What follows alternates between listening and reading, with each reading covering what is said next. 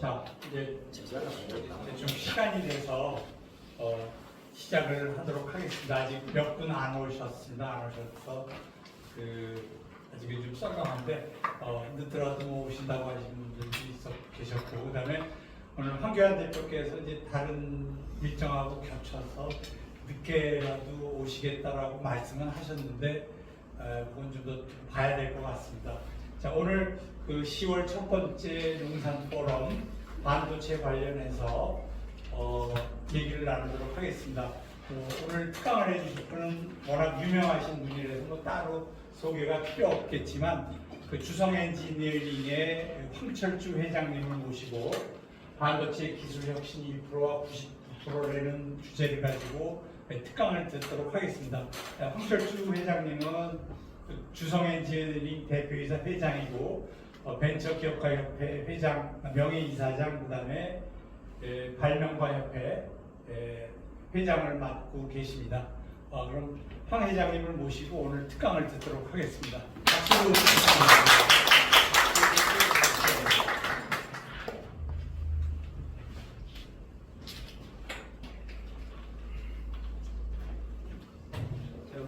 반갑습니다. 제가 잘 모르는데 이렇게 말씀드리게 돼서 좀 송구스럽습니다. 사실 반도체에 대해서 말씀드리는 것은 쉽지 않습니다. 너무 전문적이고 일반적으로 반도체는 많이 알려져 있지만 기술 그 자체는 너무 전문적이기 때문에 기술보다는 그냥 그 반도체가 산업이 어느 정도가 됩니다. 그런 위주로 좀 말씀드리고요.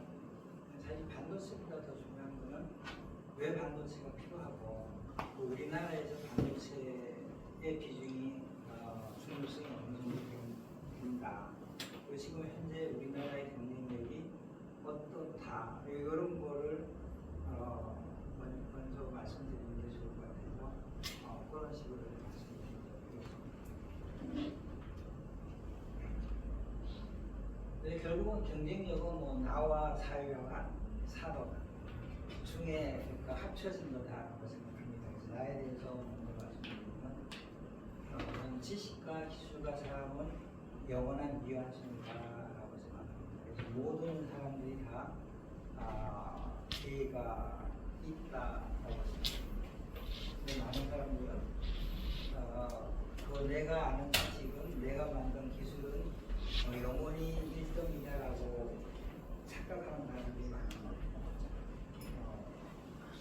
지식과 기술은 완성품이 아니라 지식과 기술이 완벽하면 그건 진리잖아요. 진리는 하나님의 것이고 지식과 기술이 하나님의 것이고 영원히 미완성이다. 만들어가는 과정에 있을 뿐이다. 그 사람과 제가 말씀드리는 제 생각과 제가 만든 실제과 완성품이 아니고 영원한 미완성품이다. 다른 사람보다 좀 더 나을 뿐이지 완벽한 것은 아니다라고 생각합니다. 그래서 어느 시대나 누구나 성공할 수 있는 기회는 있다라고 생각합니다. 그래서 늘 생각은 내가 하지만 결정은 우리가 할 때 또 성공할 가능성이 높다라고 생각합니다. 새로운 성장은 새로운 기준 위에서만 가능하다고 생각합니다. 그래서 리더는 이 시대의 리더는 새로운 기준을 만드는 사람이어야 된다라고 생각합니다. 지금의 대한민국은 현재 지금 대한민국의 기준은 제가 생각할 때는 60년도 말 70년도 초에 만들어진 기준을 가지고 아직도 그 기준에 맞냐 안 맞냐로 생활해가는 사람들이 대부분이 아닌가라고 생각합니다.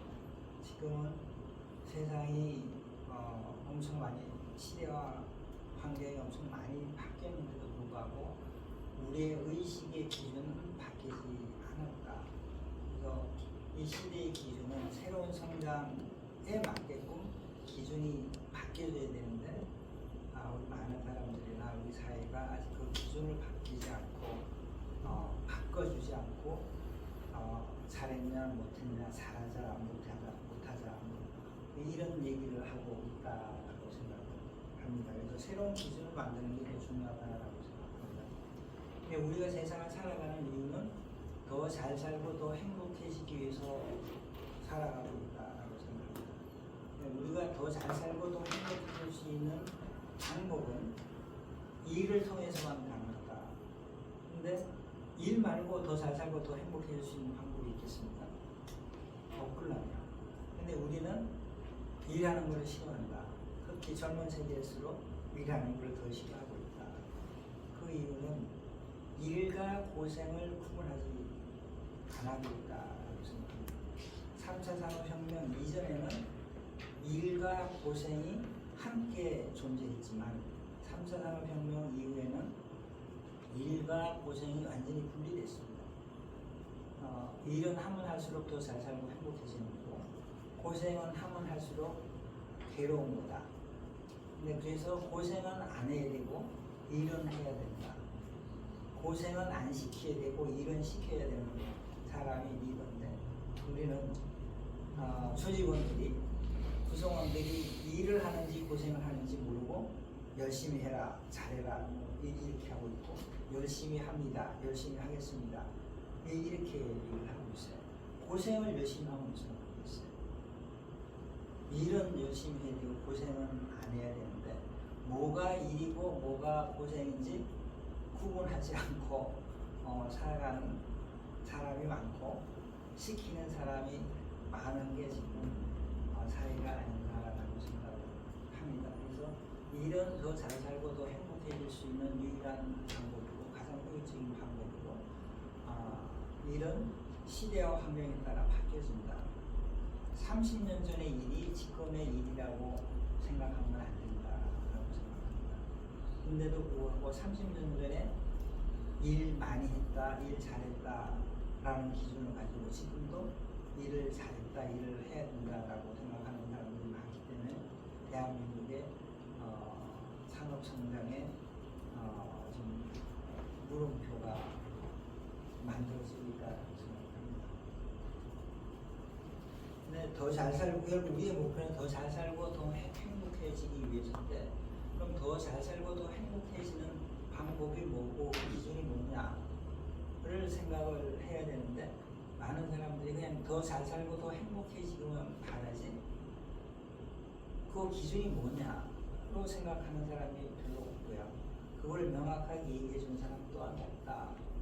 그래서 제가 생각할 때는 뭐 사람마다 시대와 환경에 따라 그 기준은 달라지지만 이 시대에 살아가는 우리들이 더 잘 살고 더 행복해 하다라고 얘기할 수 있는 것은 경제적인 여유와 시간적인 여유와 환경의 자유가 합쳐질 때 더 잘 살고 더 행복하다라고 생각하지 않을까라고 생각합니다.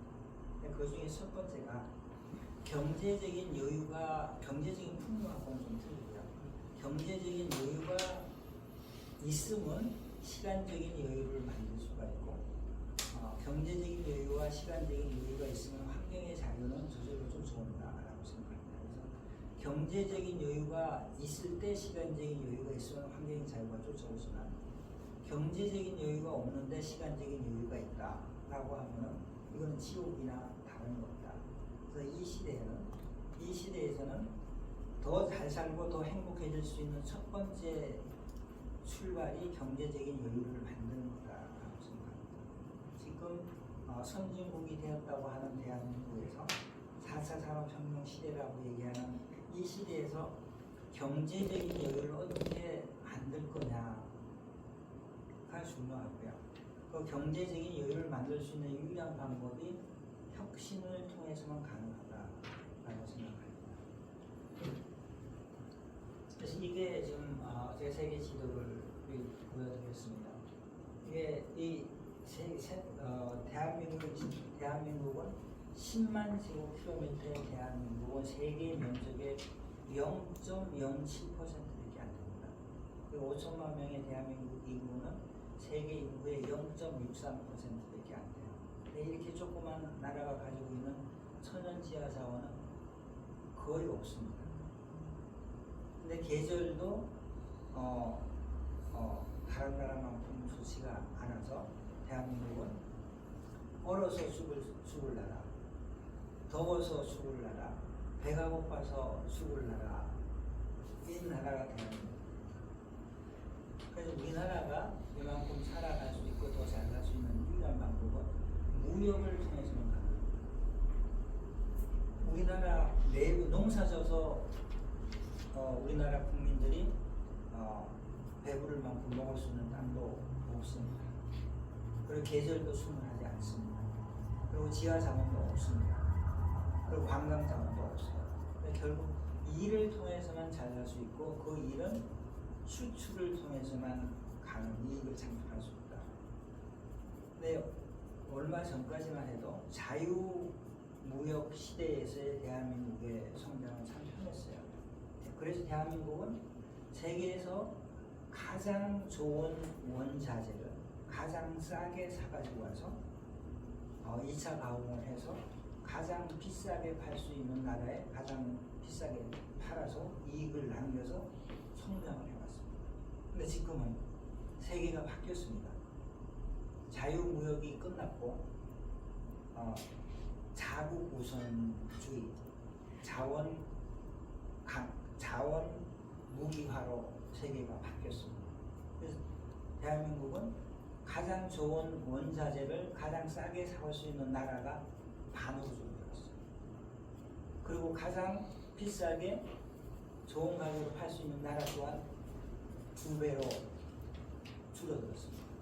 지금 환경은 자유무역 시대에 비해서 4배가 나빠졌습니다. 기업이나 개인이 해외에 나가서 돈을 벌어 오는 만큼 우리나라가 잘 살 수 있는데 그 해외에 나가서 돈을 벌 수 있는 환경이 4배가 나빠졌다. 이 4배가 나빠진 상태에서 무역을 통해서 경제적 여유를 만들 수 있는 유일한 방법 또한 기술 혁신밖에 없다라고 생각합니다. 그래서 기술 혁신을 통해서만 경제적인 여유를 만들 수 있는 시대이고 환경이 되겠다라고 생각합니다. 지금 우리나라가 3차 산업혁명이 다 끝났잖아요. 근데 3차 산업혁명이 지나고 4차 산업혁명 시대에 나아가고 있어요. 근데 3차 산업혁명이 2차 산업혁명, 1차 산업혁명 중에서도 가장 큰 변화를 만들었다라고 생각해요. 빛의 속도로 세계 모든 사람들한테 공유되는 시대가 3차 산업혁명 시대였어요. 근데 이게 얼마만큼 큰 변화를 주냐면 이건 진짜 이제는 교육이 중요한 시대가 지식이 중요한 시대가 아니에요. 이거는 서울대 수석 졸업하고 MIT, 스탠포드 수석 졸업한 사람의 머릿속에 들어가 있는 지식이 더 많으냐, 이 스마트폰에 들어가 있는 지식이 더 많으냐, 어느 게 더 많겠어요? 스마트폰에 들어가는 지식. 이게 월등히 많습니다. 스탠포드, MIT, 서울대 수석 졸업한 사람의 머릿속에 들어가 있는 지식이 더 정확하냐, 스마트폰에 들어가 있는 지식이 더 정확하냐, 어느 게 더 정확하겠습니까? 스마트폰입니다. 이게 3차 산업혁명의 결과예요. 우리 기성 세대들과 미래 세대들과의 차이가 완전히 무너졌어요. 그래서 3차 산업혁명 이후에는요, 3차 산업혁명 이전에는 많이 배운 사람, 머리 좋은 사람, 스펙 좋은 사람이 존중을 받았습니다. 근데 3차 산업혁명 이후부터는 그게 없어졌어요. 왜냐면 지금 초등학교만 들어가면 이거 다 쓸 수 있어요. 초등학교만. 연세 많이 드신 어르신분들의 지혜나 지식보다도 젊은 사람들의 지식이 더 많아요. 왜? 이걸 더 잘 쓰니까. 이게 더 빨리 활용하니까. 그러니까 젊은 사람들이 나이 드신 어른분들을 공경하는 이유가 없어졌습니다. 없어졌어요.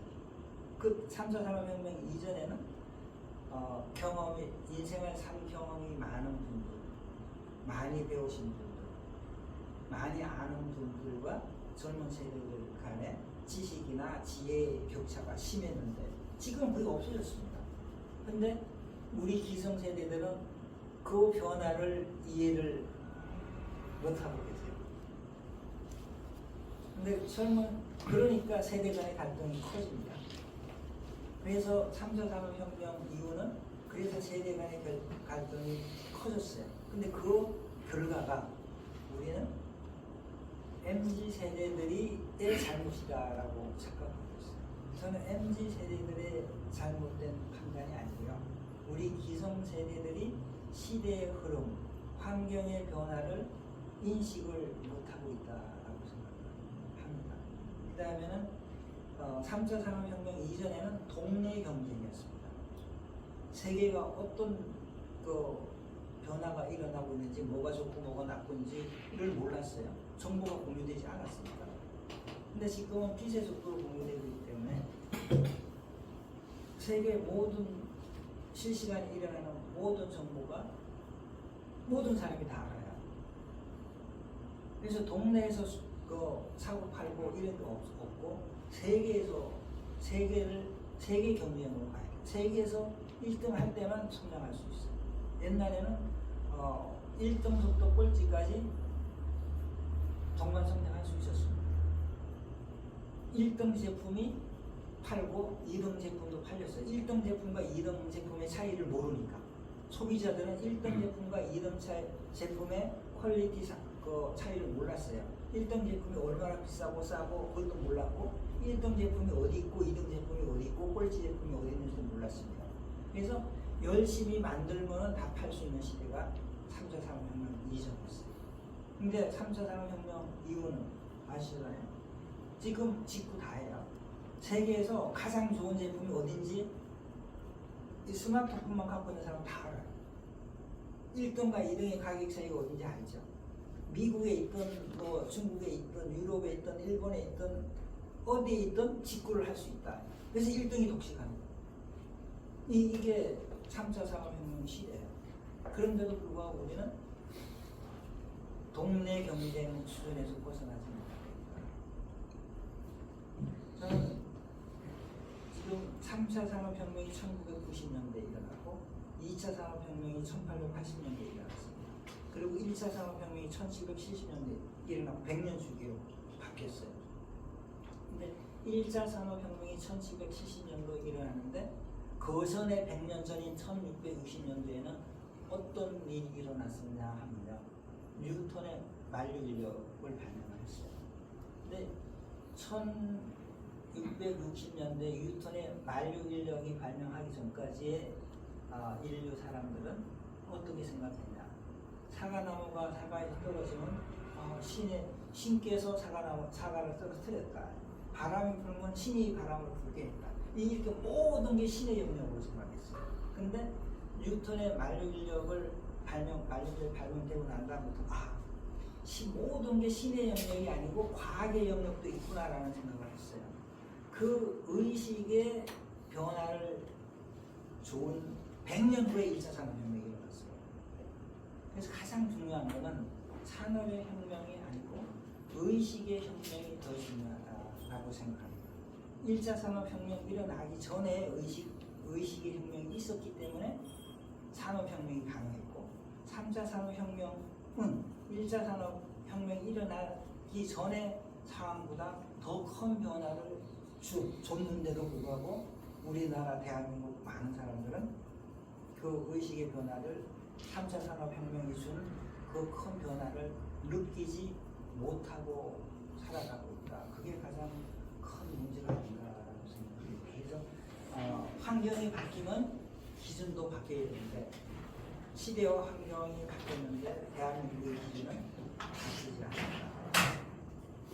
그래서 이 대한민국의 리더십이 많이 문제시되고 있다라고 생각합니다. 혁신과 일등과 성공은 먼저 더 잘하는 결과다. 이게 3차 산업혁명의 이후의 변화입니다. 혁신도 1등도 성공도요. 먼저 더 잘하는 결과예요. 내가 많이 알고 있느냐? 잘할 수 있느냐? 요거는 많이 알고 있고 잘할 수 있는 경쟁력은 3차 산업혁명 이전에는 그게 경쟁력이었어요. 근데 3차 산업혁명 이후는 많이 아느냐, 많이 배웠냐, 잘할 수 있느냐는 아무런 의미가 없다. 먼저 더 잘할 수 있느냐가 전부입니다. 먼저 더 잘할 수 있는 시스템을 대한민국이 만들어야 되는데, 대한민국은 협동, 협업을 안주하는 나라고 국민성을 갖고 있기 때문에 세계 경쟁력이 점점 약해지고 있다라고 생각합니다. 그래서 우리가 목표에 도달할 수 있는 방법은 한 가지가 아닙니다. 수십 가지. 근데 그 목표에 제일 먼저 도달할 수 있는 방법은 항상 한 가지 방법밖에 없다. 근데 그 방법은 항상 바뀐다. 근데 우리는 한 번 1등하면 영원히 1등해야 되고, 한 번 개발하면 영원히 그 경쟁력이 있다라고 생각을 하고 있어요. 그거는 바뀌는데, 지금 삼성의 위기라고 얘기하고 있는 그 또한 삼성이 한 번 1등 했으니까 중국이 영원히 못 쫓아올 거다. 한국의 반도체가 확실한 1등이니까 중국은 못 쫓아올 거다. 라는 이 오만이 삼성을 몰락시키고 있다라고 생각해요. 1등은 누구나 할 수 있고, 지식과 과학은 흘러가는, 지식과 기술과 과학은 흘러가는 물과 같다라고 생각해요. 물이 아무리 깨끗한 물고 중요한 물이라도 내 앞에 흘러가는 걸 놔두면 남의 물이 되고, 그걸 아까워서 가둬놓으면 썩게 된다. 그게 지식이고 기술이고 과학인데, 내가 한번 개발한 기술은 영원한 내 거고, 내가 발명한 과학은 영원한 내 거고, 내가 아는 지식은 나만 안다라고 생각하는 사람들이 많은 대부분의 한국 사람이 아닌가라고 생각합니다. 이 의식이 바뀌지 않으면 한국의 경쟁력은 심각해질 거다라고 생각합니다. 그래서 지금은 먼저 더 잘할 수 있어야 되고, 먼저 더 잘할 수 있는 경쟁력은 협업을 통해서만 가능하다.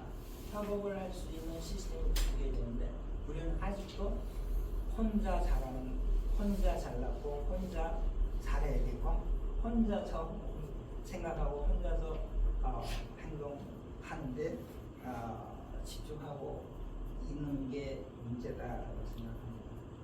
성공은 생각하는 만큼 성장하고 차별화시킨 만큼 성공한다라고 생각합니다. 결국은 변화입니다. 근데 변화하는 만큼 성공하는데 많은 사람들은 변화를 싫어해요. 특히 기득권 세대들은 변화를 싫어하죠. 혁신의 가장 큰 적은 무식이 아니고 기득권입니다. 기득권은 변화를 싫어해요. 변화가 되면 나의 기득권이 약해지니까 변화를 싫어하죠. 그래서 혁신의 가장 큰 적은 무지가 아니고 기득권인데, 이 기득권을 바꾸려고 하는 사회적인 시스템이 없습니다. 한 번 기득권을 잡으면 영원히 그 기득권을 소유하려고 하는 이 대한민국의 시스템이 선진국으로 가지 못하는 가장 큰 발목을 잡는 게 아닌가 생각합니다. 저는 이제 지식과 기술과 혁신 우리 많이 하잖아요. 혁신이 뭐고 기술이 뭐냐, 과학이 뭐냐, 우리 이런 얘기를 많이 하는데, 그럼 그게 뭔데라고 얘기하면 명확하게 얘기하는 사람은 없어요. 지식과 기술과 혁신의 사이를 얘기할 수 있어요? 그 지식은 이제 그 옛날부터 이어져 나왔던 산물이고, 그걸 기초로 이제 기술이라고 하면은 그걸 기초로 해서 그 지식을 기반으로 해서 이제 더 상식이 발전시키는 것이 기술이고, 그리고 혁신은 그 만든 기술에서 또 스티브 잡스가 주창하던 이것을, 이 기술을 어떻게 활용할 것인가. 그 어려운 표시 다 아세요. 아, 근데 네. 명확하게 표현을 못해요. 예. 명확하게 표현하지 못한다는 것은 그거를 활용하지 못한다는 거하고 똑같나요? 예. 지식은 과거입니다. 다른 사람이 아는 거 이미 다른 사람이 알고 있는 거예요. 예. 나만 모르는 거죠. 그래서 나가 아는 거거든요. 이 지식은 공유다. 지식은 대학을 통해서 알게 되죠. 그래서 지식이면 대학에서 육성하는 거예요. 근데 기술은 이 지식에 오감을 더해서 나온 결과가 기술이에요. 근데 이게 상품이고 제품입니다. 그래서 기술은 돈으로 바꿀 수 있어요. 근데 지식은 더 이상 돈으로 못 바꿔요. 3차 산업혁명 이전에는 지식을 돈으로 바꿀 수 있었습니다.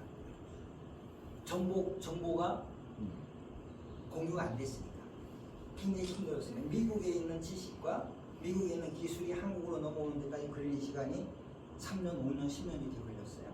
그러니까 내가 배운 지식은 경쟁 그 자체였어요. 서울대 나온 그 자체가 성공 자체였습니다. 근데 이제는 서울대 나오나 카이스트 나오나 MIT 나오나 스탠포드 나오냐는 아무것도 아니에요. 그냥 모양 좋은 거 하나밖에 안 되는데 아직도 우리는 그게 그 자체가 성공이라고 생각하고 있는 사람들이 많다. 그래서 지식은 더 이상 돈을 바꿀 수 없는 시대가 됐고 기술은 돈으로 바꿀 수가 있는데 가난하다. 혁신은 기술에 영감을 더해서 나온 결과가 혁신입니다. 근데 기술과 혁신은 차별화예요. 대학에서 차별화를 교육시킬 수 있어요. 선생님이 100명 되는, 200명 되는, 1000명 되는 학생들한테 차별적인 교육을 시킬 수 있습니까? 아니죠. 그래서 대학은 기술자를 육성할 수가 없어요. 근데 우리나라는 대학에 대고 기술자를 육성하라고 얘기하고 있어요. 아직도. 삼성도, LG도, SK도, 중소기업도 모든 기업들이 대학에 대고 왜 그 기술자를 육성하지 않느냐, 왜 기업에서 필요한 기술자를 육성해주지 못하느냐고 지금 얘기하고 있거든요. 이게 진짜 어리석은 거예요. 기술이 뭔지도 모르는 거예요. 기술은 기업의 CEO가 기술자는 육성을 해야 되는데 지식인을 육성할 수밖에 없는 대학에 대고 기술자를 육성하라고 하니까 참 이게 말도 안 되죠. 국민학 예를 들어서 초등학교 3학년 국민학교 100페이지 내용을 알고 계세요? 지식은 시간이 지나면 잊어먹습니다. 근데 기술은 시간이 지나도 안 잊어먹어요. 왜냐하면 오감이 들어가 있기 때문에. 초등학교 3학년 때 소풍 간 거는 기억하죠? 왜? 그 스토리가 있어요. 스토리는 오감이 들어가면 스토리가 되거든요. 그래서 스토리가 있으면 안 잊어먹고요. 지식에 스토리를 집어넣으면 기술입니다. 근데 우리는 이런 교육을 시켜본 적이 없죠. 그래서 기술은 차별하고 기업의 이익은 차별화를 통해서 만들어지거든요. 다른 사람이 아는 걸 다른 사람이 아는 걸 알고 다른 사람이 한 걸 해서 돈을 벌 수 없는 시대가 됐다. 근데 아직도 우리나라는 지금 대학에 대고 반도체 기술자를 육성하라 이렇게 얘기하고 있습니다. 그걸 또 정부는 그런 기술자를 육성하려고 돈을 엄청나게 쏟아붓고 있어요. 그래서 지금은 혁신을 통해서만 행복해질 수 있고 더 잘 살 수 있는 시대가 됐다. 그래서 기술은 아무리 좋아도 경쟁자가 있기 때문에 사는 사람이 가격을 결정합니다. 근데 혁신은 부족함이 있더라도 경쟁자가 없어서 파는 사람이 가격을 결정해요. 파는 사람이 가격을 결정할 때 만들고 파는 사람이 이익을 낼 수 있어요. 그래서 지금은 기술이 아무리 좋아도 이익을 못 냅니다. 그래서 우리나라는 기술을 팔아서 MZ세대들이 원하는 경제적인 여유를 줄 수 없는 시대가 됐어요. 그런데도 아직 국산화 얘기하고 있고 기술 타령하고 있어요. 이런 나라가 어떻게 더 선진국이 될까요? 지금 혁신을 통해서는 우리 대한민국에 살아가는 사람들의 경제적인 여유를 줄 수밖에 없다. 근데 혁신은 완벽하지 못하기 때문에 혁신은 시장에 나오면 안 된다라고 얘기하고 있어요. 근데 이게 이렇게 어떻게 혁신이 상용화될 수 있냐? 혁신은 태어나서 시간이 지나면 물거품처럼 사라지는 거예요. 신뢰는 함께 하는 만큼 만들어져요. 그래서 혁신과 신뢰는 한시 한 공간에 존재할 수 없습니다. 우리는 혁신하라고 하면서 신뢰가 없어서 안 된다 이렇게 얘기하고 있어요. 이거는 혁신과 신뢰를 아는 사람이 하나도 없다는 얘기죠. 특히 지도자들께서. 그래서 우리나라 국민들이 세계에서요 가장 머리가 좋고 열정적이고 혁신적이고 일 많이 하고 성실해요. 하지만 혁신 제품이 안 나와요. 안 나오는 게 아니라 사라지는 거예요.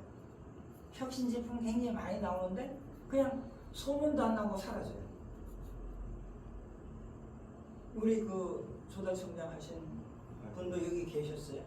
아직도 조달청에서 어떻게 구매하는 줄 아세요? 최저 입찰제예요. 최저 입찰제예요. 비싸게 삽니다. 아니, 아직도 그래요. 일부 아직도 그렇습니다. 왜 그러냐면 최저 입찰제는 공무원들이 가장 편해요. 구술세 안 올라요. 근데 혁신 제품을 구매하면 설명을 해야 되고 해명을 해야 돼. 복잡하잖아. 구술세 오르니까 편하니까 최저 입찰제. 부모가 자기 자식이 잘난 거를 자랑을 안 해주는데 자기 자식 잘한 거를 자랑을 안 하고 남의 자식 싼 거만 사는데 누가 자기 자식이 만드는 제품을 사주겠어요? 아직도 그래요. 우리나라의 조달청이 가장 좋은 혁신 제품 우선 조달을 해줘야 되는데 아직도 최저 입찰제가 메인이 돼 있어요. 근데 말은 그렇게 하세요. 근데 실제적으로는요 없습니다. 그게 굉장히 심각해요. 말은 아니다라고 얘기하죠. 실제는 그게 아니다. 그래서 혁신에는 신뢰가 있을 수가 없다. 젊은 세대들이 경험이 없기 때문에 신뢰가 있을 수가 없습니다. 그럼 젊은 세대들이 더 잘 살고 더 행복해질 수 있는 유일한 방법은 혁신을 통해서만 가능해요. 근데 사회는 혁신을 인정해주지 않고 그러니까 젊은 세대들이 더 잘 살고 더 행복해질 수 있는 방법이 없어졌어요. 젊은 세대들이 희망이 없어진 거랑 똑같습니다. 이거는 굉장히 심각한 거예요. 우리 젊은 사람들의 희망이 대한민국의 미래인데 젊은 사람들한테 희망을 다 뺏어갔어요. 기득권으로. 젊은 사람들이 할 수 있는 혁신에 신뢰가 없다라는 명분으로 시장을 오픈하지 않고 있다. 이게 우리나라가 혁신하지 못하는 가장 큰 이유다라고 생각합니다. 이 정말 지도자가 이거를 바꾸지 않으면 대한민국은 가장 불행한 나라가 될 거다. 가장 가난한 나라가 될 거다. 그래서 혁신은 내가 할 수 있지만 신뢰는 함께 만든다. 신뢰가 없는 MZ세대들한테 신뢰가 없다라고 해서 경쟁력이 없다라고 얘기하고 있고 잘할 수 있는 혁신을 해놓으면 신뢰가 없으니까 가치를 인정 못 해준다. 혁신을 하면은 뺏어가고 훔쳐가고 이렇게 하고 있거든. 이게 대한민국이다. 혁신은 육성의 대상인지 고하고 육성의 대상인데 육성과 특혜를 구분하지 못해. 육성을 해준다 그러면 특혜 시비에 걸릴까봐 공무원들이 육성을 못해. 이게 기준이 명확하지 않았어요. 기준을 명확하게 리더가 시대에 맞는 기준을 만들어주지 않기 때문에 공무원들이 행동을 소신 있게 일을 못한다. 아무리 잘하려 해도 잘못된 걸 뒤집어 잡아서 깜빵을 보내는데 공무원들이 일을 똑바로 하겠어요? 복지부 똑바로 할 수 없어요. 공무원들이 일을 안 하는데 대한민국이 어떻게 잘 될 수 있겠습니까?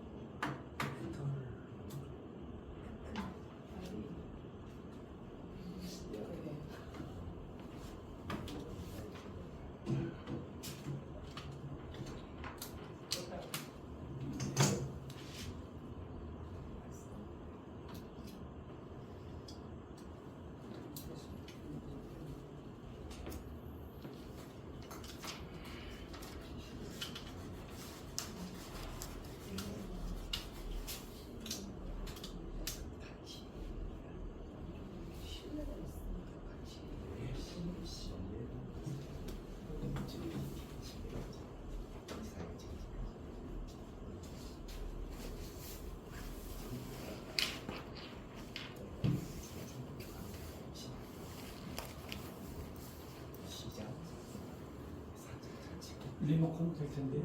이게 표면이 있으면 이제 예. 잠깐 그거는 전체가 변돼요.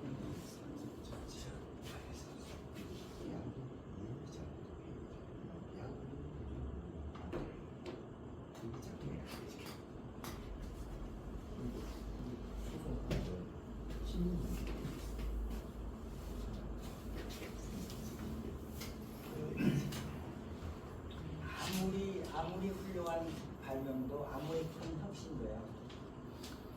99%는 이미 다른 사람들이 알고 있고 한 것들입니다. 근데 우리는 다 자기가 다 세계 최초로 했다라고 얘기하고 있어요. 그러니까 이 굉장히 이게 진짜 오만하고 거짓말이에요. 우리가 과학자도 그렇고 교수도 그렇고 발표하면 전부 다 이렇게 얘기해요. 아무 세상에 어느 시대에 어떤 훌륭한 과학자나 발명가가 훌륭한 발명품이나 큰 혁신도 99% 이상은 이미 다른 사람이 알고 있고 다른 사람이 한 것들이고, 그리고 1%도 안 되는 조그만 걸 새롭게 해서 큰 변화를 만드는 게 혁신인데, 발명인데, 우리는 다 내가 했다, 다 내가 해야 된다, 다 우리 회사가 해야 된다라고 얘기해요. 그래서 1%는 성장 동력이지만 99%는 고생입니다. 3차 산업혁명 이전에는 99%가 도움이 되지만 3차 산업혁명 이후는요, 99%는 고생일 뿐이다. 다른 사람이 생각하지 않는 1%, 다른 사람이 하지 않는 1%는 나의 성장 동력이지만 다른 사람이 알고 있는 99%, 다른 사람이 한 이 99%는 고생입니다. 근데 아직도 대부분 기업들은요, 대부분 사람들은 여기에 집중하고 있어요. 이게 모방이지. 이거는 아직도 해보세요. 어느 기업이나 대부분 다요, 99%를 다른 사람이 한 99% 잘하려고 돈을 다 때려박아요. 그러니까 성공하지 못하죠. 안 해도 되는 고생 99%에 몰빵하고 있는 사람이나 기업이 99%가 넘어요. 이거는 고생이다. 다른 사람이 생각하시는 1%는 성장 동력이지만 다른 사람이 이미 알고 있고 한 99%는 항상 고생이다. 그래서 이 99%는 협업을 통해서 갖고 알아요. 다른 사람이 생각하지 않고 하지 않는 1%는 내가 하고 나머지 99%는 협업을 통해 합쳐서 새로운 제품을, 상품과 제품을 만들어라, 시장을 만들어라. 그게 성공한 99%를 완성하는 게 빠르겠습니까? 1%를 완성하는 게 빠르겠습니까? 이게 훨씬 빠르죠. 그래서 이건 고생이고요. 이거는 행복이에요. 그래서 리더는 조직원들이 이거를 하느냐 이걸 하느냐 봐줘야 돼요. 이거는 하지 말라 그러고 이건 하라 그래요. 근데 우리는 조직원한테 열심히 해라, 잘해라, 이게 전부예요. 그럼 상견한다, 상견하니까 싫다, 이렇게 얘기를 해요. 1%가 이익이고 99%가 고생이라는 걸 알 수 있는 사람이 누구겠어요? 가정에서는 부모고요, 기업에서는 CEO죠. 근데 CEO가 이걸 안 하고 알아서 잘해, 믿고 맡겨라, 이렇게 얘기해요. 이거는 1%는 내가 하고 99%는 협업을 통해서 100%를 만드는 게 먼저 더 잘할 수 있는 방법입니다.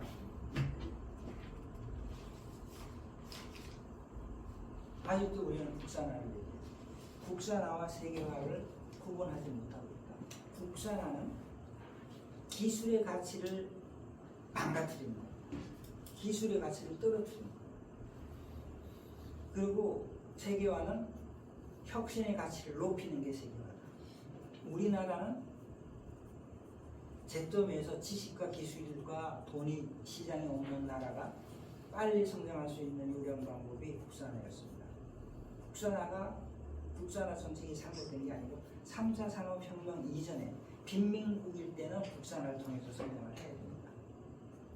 국산화를 통해서 빵을 해결할 수 있어야 됩니다. 근데 아직도 우리나라는 국산화. 선진국이고 혁신하자하면서 국산화하고 미국에서 뜨면은 우리도 쫓아가고 유럽에서 한 마디 하면은 우리도 쫓아가고 우리가 세계 최초로 개발했다 그러면 알아주는 사람이 없고 그냥 사양시켜요. 이게 대한민국. 근데 이런 대한민국이 어떻게 혁신 강국이 될 수 있겠어요? 혁신을 통해서 어떻게 잘 살 수 있겠습니까? 그래서 혁신은 국산화는 혁신의 가치를 전환시킵니다. 모방을 통해서. 그래서 경쟁자가 항상 존재합니다. 이건 고생이에요. 이건 아무리 해도 고생이다. 가치 창출이 안 나는 겁니다. 근데 세계화는 새로운 가치를 만드는 거예요. 이 혁신을 통해서. 그래서 세계 최초 온리완, 신상품, 신시장, 경쟁자가 없습니다. 그래서 이거는 행복을 만들 수 있어요. 이게 일입니다. 이 시대의 일은 혁신이지 고생은 다른 사람이 하는 거는 일이 아니고 고생이다. 이제는 국산화를 통해서 대한민국은 어떠한 기술이든 국산화를 통해서 상품을 팔아서 돈을 벌어서는 근로자들의 연봉을 줄 수가 없는 시기가 됐어요. 그런데도 아직 우리나라는 국산화 얘기하고 있습니다. 특히 반도체, 소부장도 그러고 있습니다.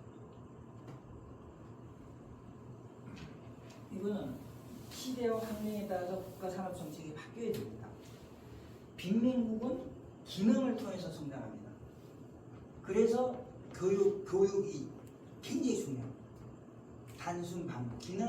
기능은 더 빨리, 더 좋게, 더 많이 이건 기능이에요. 상품이 아닙니다. 돈으로 바꿀 수 없어요. 그래서 하층이에요.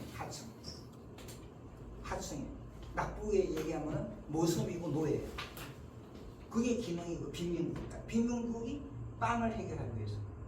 근데 중진국으로 하면 기술을 통해서 성장해요. 이건 상품을 만듭니다. 모방을 통해서. 그래도 돈을 만들 수 있어요. 이 성장을 했어요.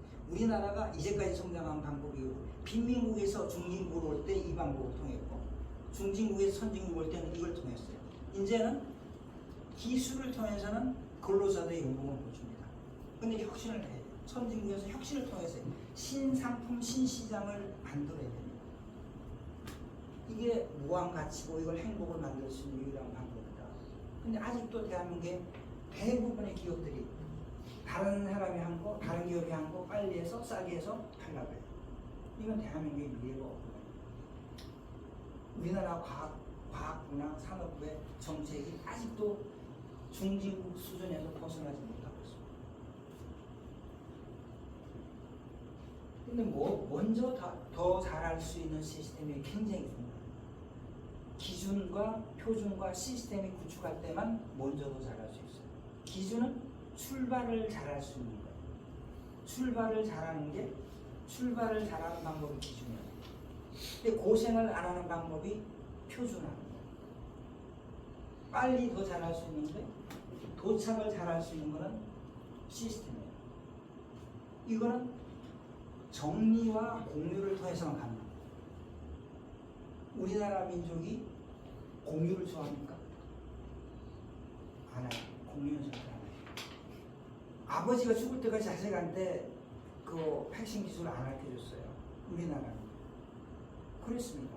근데 이런 나라가 공유를 하겠어요? 삼성에서 가장 훌륭한 사람을 채용해서 그 사람이 갖고 있는 그 모든 경쟁력을 공유할 거라고 생각하세요? 절대 안 하죠. 그 공유를 하게끔 만드는 사람이 CEO예요. CEO만 공유할 수 있게끔 가능합니다. 근데 그 공유는 정리가 되고 있는 자료를만 공유를 해야지. 독약을 공유하면 어떡합니까? 보약은 공유를 해야 되고 독약은 공유를 하면 안 돼요. 우리나라 그래요. 여기에는 보약이고 이건 독약이다. 나는 왼쪽은 보약이고 오른쪽은 독약이다. 잘 혼자만 안 돼요. 근데 한 달만 지나가 보세요. 이게 독약인지 이게 보약인지 기억할 것 같아요? 못하죠. 이거 먹을 수 있겠어요? 그 의심나서 못 먹을 것 같습니다. 둘 다 먹는 거예요. 잘못 먹으면 죽으니까. 결국은 둘 다 버려요. 둘 다 버려요. 시간 빠르게 만든 보약도 같이 버려요. 이게 대한민국. 이게 정리를 정확하게 하지 않아요. 공유와 정렬. 이게 삼성의 TSMC를 못 이기는 거예요. 이거를 할 수 있는 유일한 사람은 CEO밖에 없는데 CEO가 이걸 모르니까 이걸 안 시킵니다. 저는 아침마다 7시 반에 기술회의를 합니다. 제가 하는 거는 정리하고 공유하고. 왜? 기준과 표준과 시스템을 만들기 위해서. 이게 보약이라고 써놔라. 이게 독약이면 독약으로 써놔라. 네 혼자만 알지 말고. 그러면은 사람은 잊어먹을라니까. 이거 안 써놓으면 나중에는 시가 빠지게 개발한 보약을 버려야. 이거 누가 먹겠어요? 못 먹지. 먹으라고 하면 먹겠어요? 안 먹죠. 제가 면접 볼 때 어떤 면접을 보냐면 컵에다가 이거 똑같은 물을 2개를 부어놔요.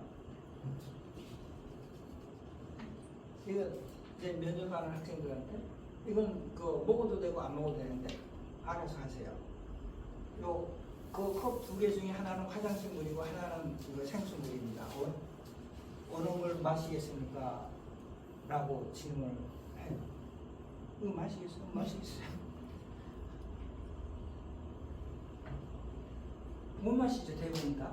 마시는 사람도 있습니다. 왜냐하면 야 설마 그거 진짜 화장실 물을 갖다 놨겠나 하는 사람도 있고 그래서 마시는 사람도 있는데 이겁니다. 이게 누가 해야 되냐? 리더가 해야 돼요. CEO가 해야 돼요. 우리나라 CEO는 안 해요. 믿고 맡겨라 이게 전부. 믿고 안 맡기면 나쁜 CEO다 이렇게 얘기해요. 그래서 정리하고 공유를 통해서만 협업을 잘할 수 있다. 전 해놓고 얘기해요. 안 하려고 그래요. 본인이 뭘 하겠어요? KMW 제 잘 알고 사장님 잘 알아요. 아시잖아. 내가 시각까지 연구개발한 거를 다 오픈하라고 하면 하겠어요? 경쟁력이 나의 경쟁력이 없어지는데 저는 이렇게 얘기해요. 저는요 경제적인 여유, 시간적인 여유, 환경의 자유를 주려고 해요. 그래서 우리는 한 달 휴가를 줘요. 한 달 몽땅 시계. 그럼 너 한 달 휴가 가는데 월급 받으면서 한 달 휴가 갈래? 휴가 갈 동안에 월급 안 받을래? 뭐 선택하겠어요? 휴가 가더라도 월급 받아야 되잖아. 그러면 월급은 일한 만큼 주는 게 월급인데 일을 한 달 동안 일하는데도 월급 어떻게 받아? 일하는 사람 월급 주면 회사는 망하잖아. 그러면 너는 한 달 동안 휴가 가더라도 월급은 받아야 되잖아. 그러면 어떻게 해야 돼? 너는 놀더라도 네 일을 다른 사람이 해주는 사람이 있어야지. 그렇게 만들어 놓고 가면은 너는 월급 받을 자격이 있고 월급 줄 수도 있다. 그래서 공유를 해야 된다. 근데 이렇게 습득시켜요. 그리고 하나하나 만들어 갑니다. 진짜 어려워요. TSMC는 이걸 했거든요. 그래서 시작은 항상 늦더라도 도착지는 빨리. TSMC 여러분 신문 보세요. 삼성이 매일 먼저 3나노 먼저 시작한다고 신문이 나요. 근데 도착은 항상 늦어. 이거 시스템이 없어. 시스템이 없으니까. 이거 리더가 해야 돼, 오너가 해야 되는데 TSMC 오너는 기술자, 창업자는 기술자예요. 이걸 만들어 놓고 리타이어 했거든요. 근데 이거 시스템을 구축을 했어요. 삼성은 창업자가 기술자가 아니어서 이걸 하나도 못 만들었어요. 실력은 각자의 실력은 뛰어난데 삼성전자는 반도체는 1983년도에 시작했어요. TSMC는 1987년도에 4년 늦게 시작했습니다. 그때 기술 차이는요 끝과 끝이었어요. TSMC가 삼성의 발밑에도 못 쫓아왔어요. 근데 지금은 TSMC가 삼성에 비해서는 하나이죠. 점점 벌어지고 있어요. 이게 미래의 대한민국의 경쟁력이 될 거다 하고 생각합니다.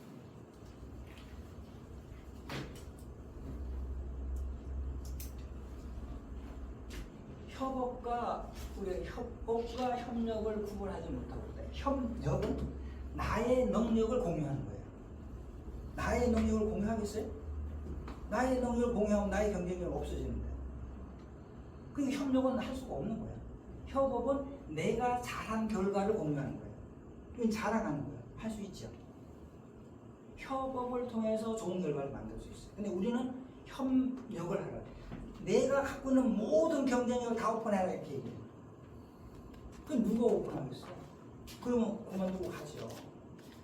그럴 거 아니야. 사장이 당연히 알고 있는 모든 경쟁력이 다 내놔봐. 다 내놔. 이렇게 얘기하고 그 회사 다니겠어요? 안 다니지. 응? 지금 이런 거예요. 협력은 있을 수가 없어요. 협업은 편하죠. 시너지가 되고 서로가 발전할 수 있어요. 근데 협력은 갈등을 만들고 협업은 성장을 만드는데 우리는 협업과 협력을 구분 못하고 협력해라 이렇게 얘기해요. 네가 아는 거 다 내놔. 중소기업이 대기업한테 납품하려면 모든 기술을 다 오픈해라. 다 갖고 와. 이렇게 하거든요.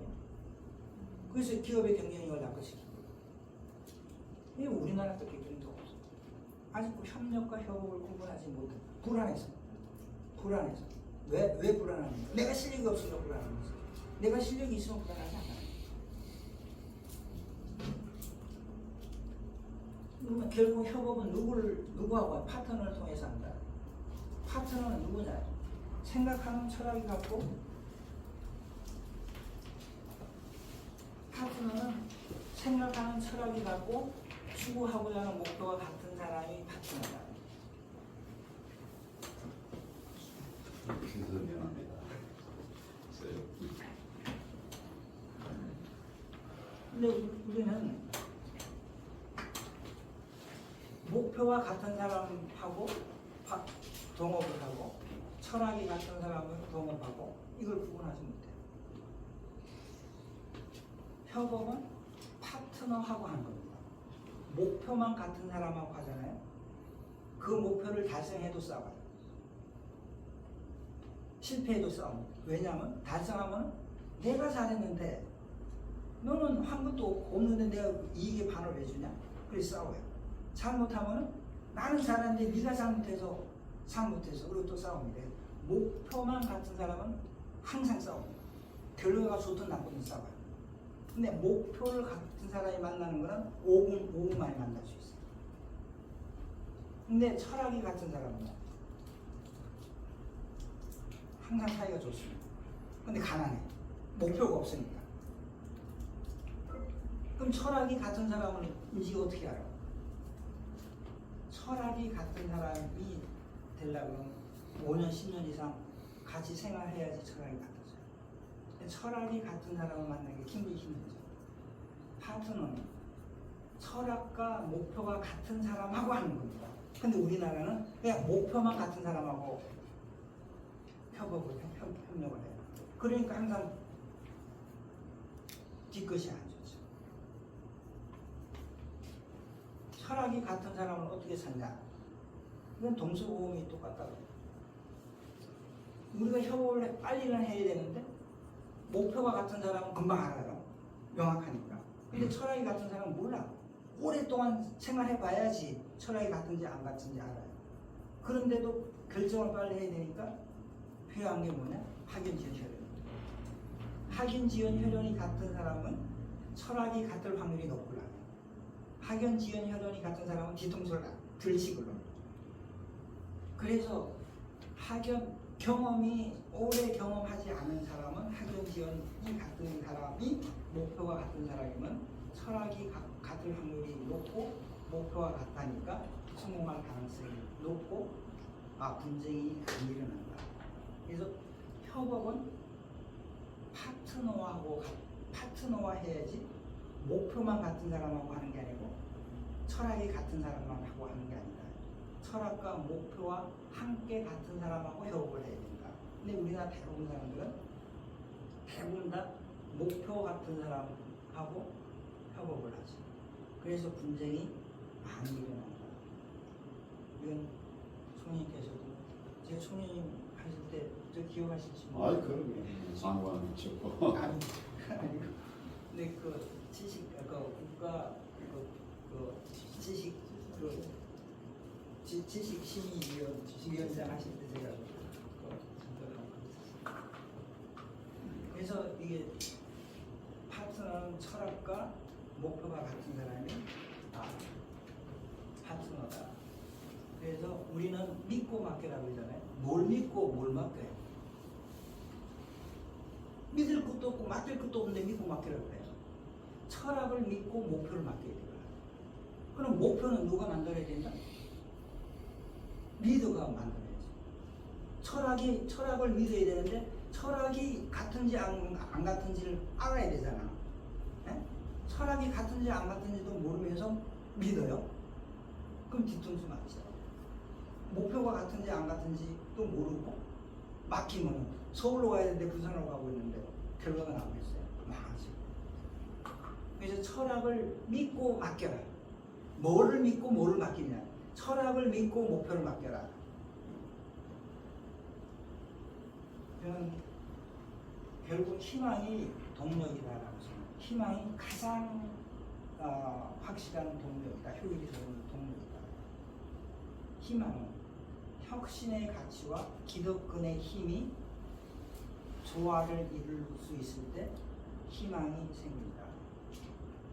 근데 우리는 혁신의 가치를 인정해주지 않는 시스템이고 혁신을 보호해주는 시스템이 없고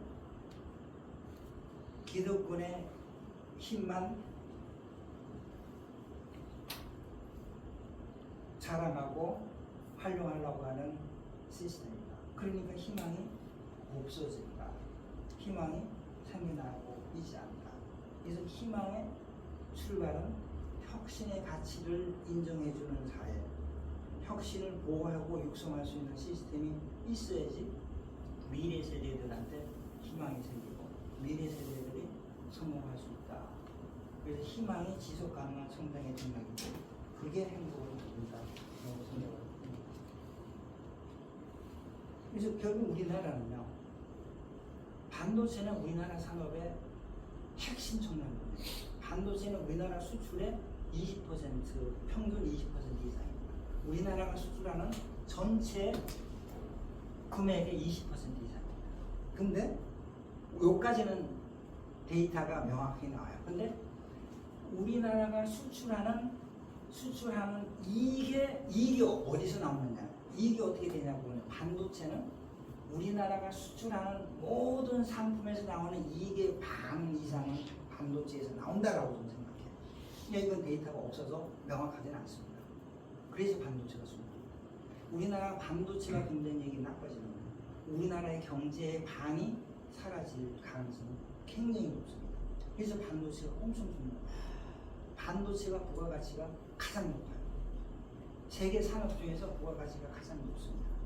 근데 반도체는 그만큼 어렵고 위험해요. 근데 우리는 반도체가 부가가치가 높고 중요하다고만 생각하지 얼마만큼 위험한 일인지를 몰라요. 그러면서 반도체를 육성한다 그러고 반도체는 가스와 케미칼에 의해서 만들어지는 겁니다. 근데 화관법, 화평법을 강화시켜서요. 반도체의 경쟁력이 바닥으로 떨어뜨렸어요. 그래 놓고 그걸 개선하지 않고 반도체 육성해야 된다 얘기하고 있어요. 근데 중대재해처벌법을 만들어 놓고 한번 사고 나면 공장을 셧다운 시켜요. 공장을 셧다운 시키면은 그 공장 주인이 손해입니까? 대한민국 국가가 손해입니까? 대한민국 국가가 손해예요. 근데 대한민국 국가가 손해인지 아닌지 모르고 그냥 오너가 믿다고 대한민국 공장을 셧다운 시키잖아요. 이게 중대재해처벌법 중에 가장 커요. 그러면서 반도체를 육성해야 된다고 얘기하고 있습니다. 그래서 우리나라는 국력이 없어 약합니다. 국토 소부, 자원 없는 나라. 인구가 세계 인구의 0.63%밖에 안 되고 우리나라 국토가 0.7%밖에 안 돼요. 자원, 천연지와 자원은 거의 없어요. 우리나라는 일을 통해서만 성장할 수 있습니다. 그 일 중에 가장 중요한 일이 반도체 만드는 일인데 반도체 잘할 수 있는 사회적인 시스템은 세계에서 가장 나빠요.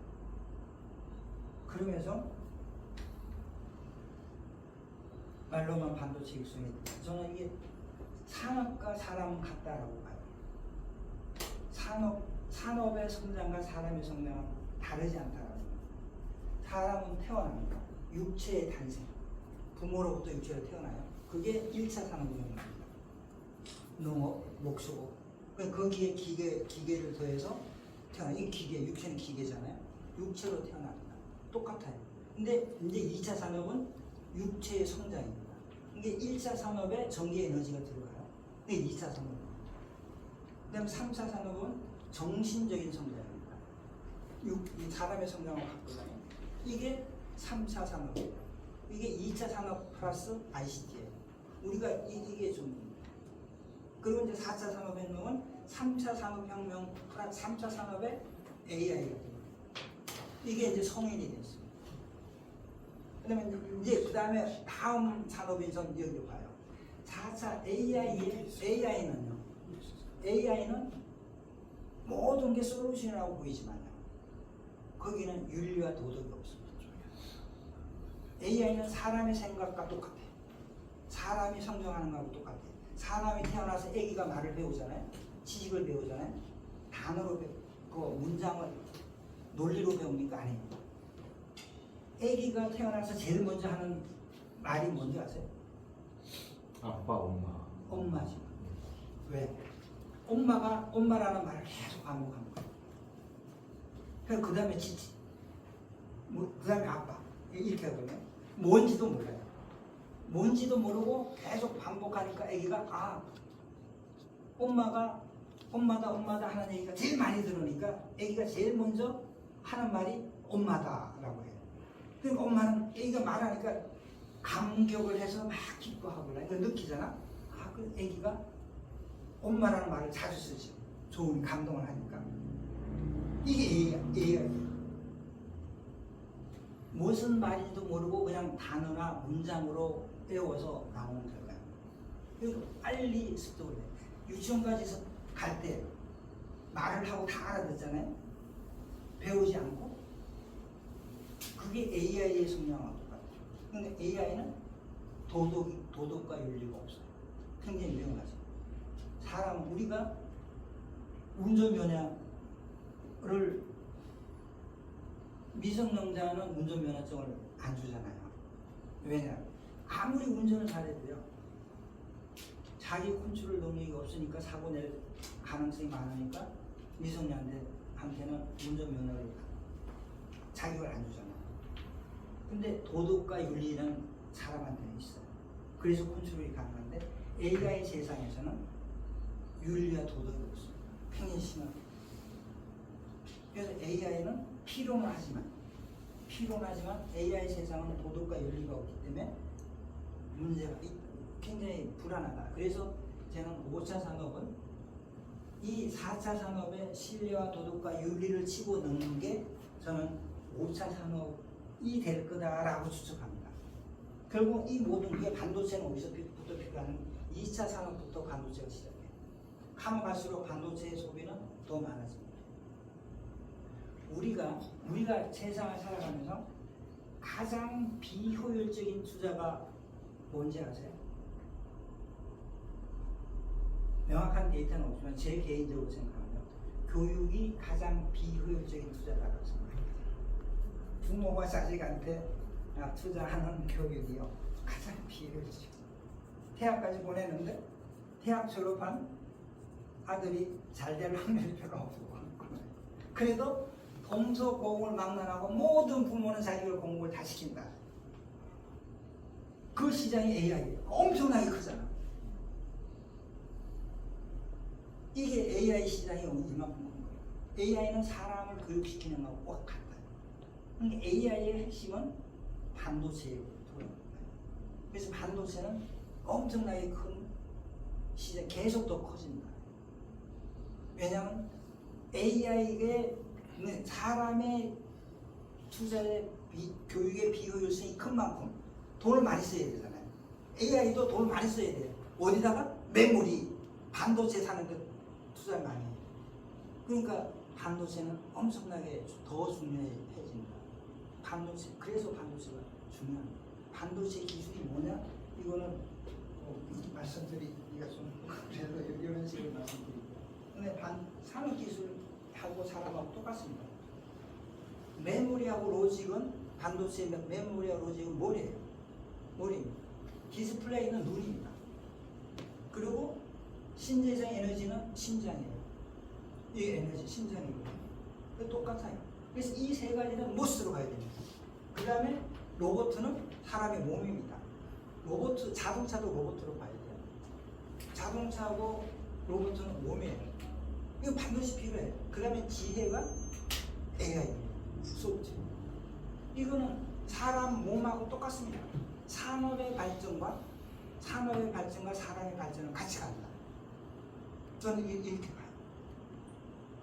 반도체와 디스플레이와 리뉴어블 에너지는 인류가 존재하는 날 더 가치가 커진다. 근데 우리는 미국이 뜨면 우리도 쫓아가요.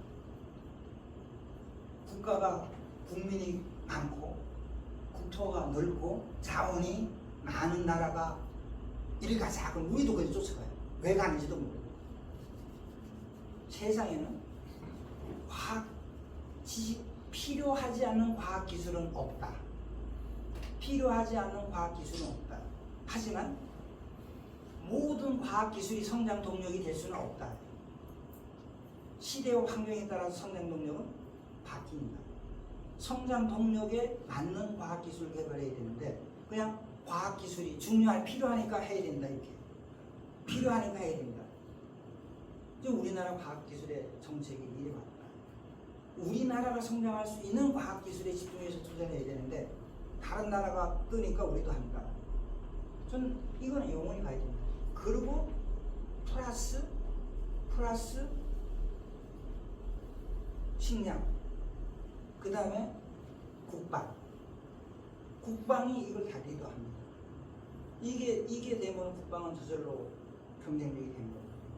근데 식량은 최소한 경쟁력은 갖춰줘야 됩니다. 근데 우리나라는 식량에 대한 정책이 굉장히 미미한 것 같습니다. 이게 반도체는 전자회로를 구성하는 부품일 뿐이다. 부품 하나예요. 이게 반도체가 나오기 전에 진공관식 TV입니다. 똑같아요. 뭐 컴퓨터나 탭이나 틀린 거 없어요. 여기 보세요. 여기 PCB 보드도 없었습니다.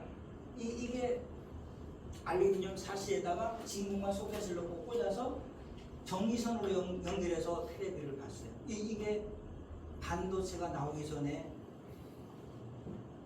전자회로였습니다. 근데 이게 이렇게 바뀌었어요. 이게 PC입니다. 이게 PCB 보드예요. 그리고 이게 CPU고 이게 메모리고 이 주변 회로입니다. 이 반도체가 PCB에서 연결돼서 사람이 되는 거예요. 근데 앞으로는 이게 보세요. CPU에 팬이 달려있어요. 열이 많이 나서 열을 식게 되니까. AI가 앞으로 데이터베이스가 많이 생깁니다. 데이터베이스 센터 하나에서 쓰는 전기가 원자력 발전 하나만큼 써요. 이거 어떻게 보냐? 매년 원자력 발전소 하나를 채워야 돼요. 이 에너지를 어떻게 감당할 거냐? 그래서 리뉴어블 에너지는 핵심 성장 동력이에요. 근데 우리나라는 리뉴어블 에너지에 대해서 얘기하는 사람 하나도 없어요. 데이터 센터 하나가 원자력 발전소 하나예요. 근데 데이터 센터는요, 지금 계속 생겨나는 거예요. 돈 많은 기업들은 다 데이터 센터를 질 거고요. 자기 기업의 경쟁력을 확보하기 위해서. 국가도 마찬가지예요. 근데 그 전력을 지금 인공위성에서 밤에서 사진 찍으면요, 가장 밝은 데가 어디냐? 데이터 센터. 열 소비가, 전기 소비가 가장 많아요. 근데 이거를 대응하는 거 없어요. 그래서 미래 반도체는 소비 전력과 열 안 나게 하는, 소비 전력을 줄이고 열을 안 나게 하고 동작 속도를 빠르게 하고 구조를 단순해서 제조 비용을 혁신시킵니다. 여기에 의해서 발전을 해줍니다. 이게 미래 반도체의 이상입니다. 그러니까 복잡한 게 이게 글라스 위에 전부 다 만들어집니다. 이게 미래 반도체예요. 이게 TGV라고 하는데 수로글라스 비아라고 하죠. 여기에서 메모리하고 로직하고 주변 회로가 동시에 다 만들어질 거예요. 그럼 메모리 기술과 로직 기술이 합쳐집니다. 그럼 메모리 만드는 회사가 로직을 할 거냐? 로직하는 회사가 메모리를 할 거냐? 이 싸움이 됩니다. 우리나라는 메모리 중심으로 갔죠. 메모리 하는 회사가 CPU를 하게 되면 우리나라가 1등이 될 거고, CPU 로직하는 회사가 메모리를 같이 하겠다고 하면 우리나라 망합니다. 이게 과기부나 산업부의 정책이 되어야 되는데 아직 이 얘기를 하는 사람들이 없습니다. 그래서 반도체는 전자회로를 혁신시키는 기술이다. 이거는 최적의 물리적 환경에서 최고의 화학적 반응을 만드는 기술이다. 반도체는 케미칼과 가스에 의해서 만들어지는 결과입니다. 이거는요, 저는 반도체 공장은 원자력 발전소만큼 근데 안전시설 그만큼 잘해서 그래요. 근데 결국은 혁신과 1등과 선거 먼저 더 잘하는 거예요. 우리나라 반도체 공장을 하나 짓는데 대만 TSMC가 짓는 것보다 더 빨리 짓을 수 있어요. 근데 우리는 지금 많이 늦어지고 TSMC가 공장 하나 짓는데 1년 걸리고 우리는 3년 걸리고 4년 걸리고 이거는 결국은 진 거예요. 근데 이거를 풀라고 하는 사람들이 별로 없습니다. 이게 이제 반도체 기술입니다. 메모리, 로직, 지금 인터포지 이거구나. 이게 다 합쳐집니다. 이게 디스플레이고 이게 솔라 쪽이에요. 이게 다 반도체입니다. 근데 이게 미래의 기술인데 이거는 디스플레이와 반도체가 합쳐진 겁니다. 그래서 우리나라는 디스플레이 기술도 있고 반도체 기술도 있기 때문에 미래에 1등 할 수가 있는데 따로 떠납니다. 따로 떠넘어가서 굉장히 심각합니다.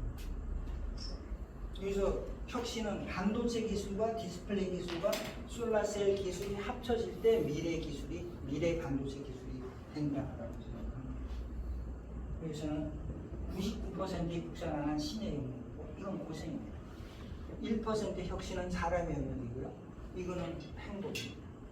근데 아직도 우리는 국산화에 초점을 두고 말로만 혁신하고 혁신 생태계가 세계에서 거의 제로입니다.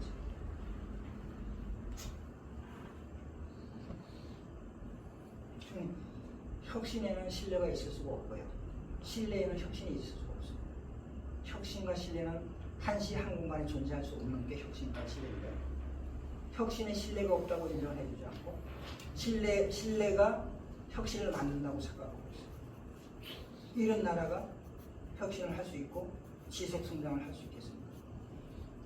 이 생태계를 만들어야지 우리 미래 세대들한테 희망을 줄 수 있습니다. 미래 세대들이 성공할 수 있어요. 그래서 국산화는 경쟁을 시켜야 되고요. 세계화는 ASML은 유럽의 ASML은 유럽의 한 회사입니다.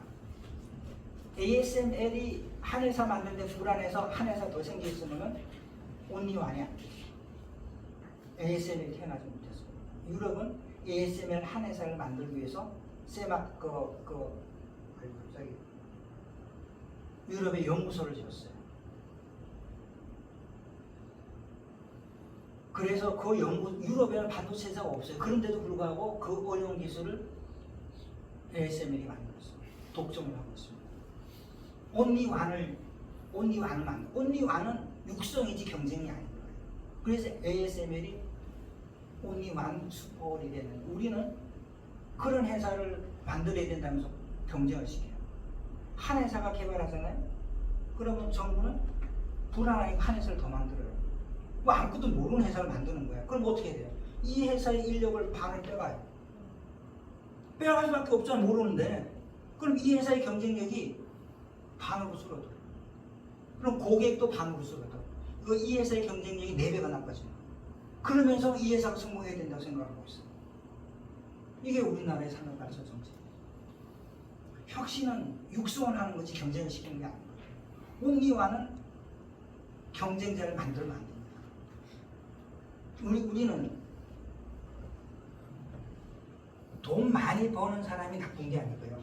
나쁜 방법을 통해서 돈 많이 번 사람이 나쁜 사람이지, 돈 많이 번 사람이 정당하게 양질의 고용을 창출하면서 돈을 많이 버는 사람은 정부에서 상을 줘야 되고 이 시대에 영웅을 만들어야 되는데, 돈 많이 번 사람을 나쁜 사람으로 취급해요. 근데 돈 많이 번 사람이 돈을 나쁘게 쓰면 나쁜 사람이죠.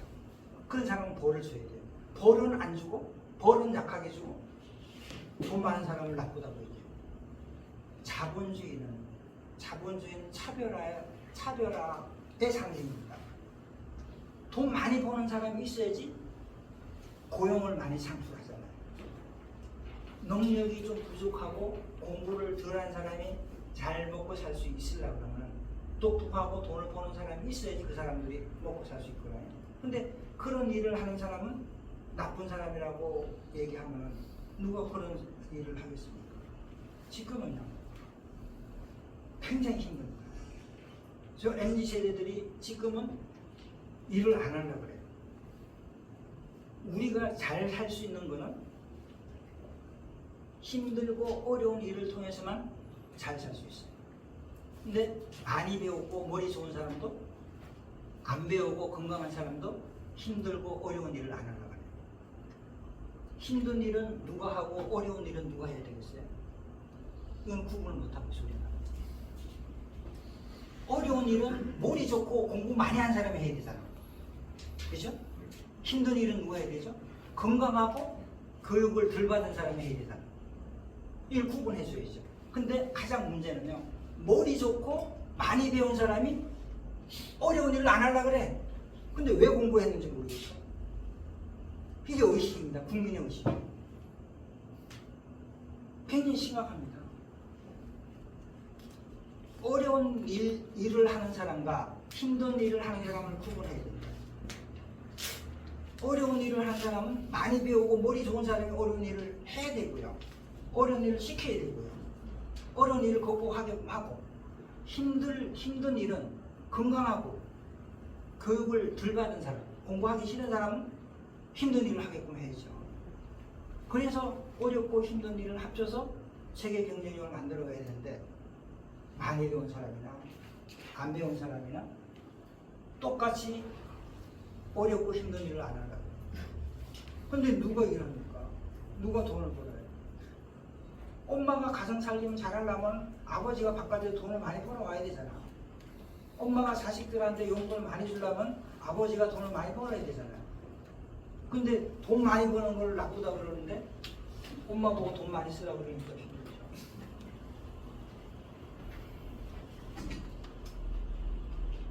마지막으로는 주성은 행복을 만드는 곳이고 가정은 행복을 즐기는 곳이다. 행복을 만드는 곳이 있어야지 행복을 즐기는 곳이 있을 수 있고요. 행복을 만드는 사람이 있어야지 행복을 즐기는 사람이 있습니다. 근데 우리는 일하러 가서 회사 출근해서 행복을 즐기려고 해요. 일터는 행복을 즐기는 데가 아니고 행복을 만드는 곳입니다. 출근하는 사람은 행복을 만드는 사람이고 회사는 행복을 만드는 곳이어야 되는데 이거를 얘기하는 사람이 거의 없고요. 왜 회사 출근하면 행복해져야 된다고 생각해요. 행복을 만들어야 되는데 이 사람이 잘 맞습니다.